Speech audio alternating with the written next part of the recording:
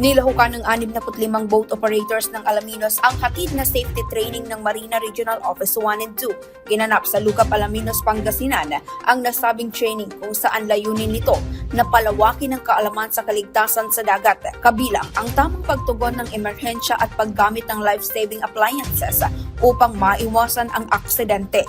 Samantala, tuloy-tuloy ang pagtanggap ng Marina ng mga requirements mula sa mga stakeholders para sa pagproseso ng Certificate of Public Convenience para sa wooden-hull recreational boats.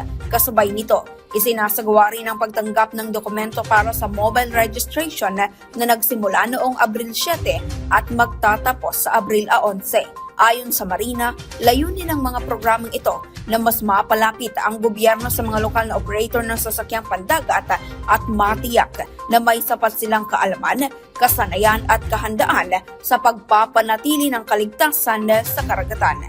Ito si Ronald de los Santos para sa Marina DJTV News on Deck.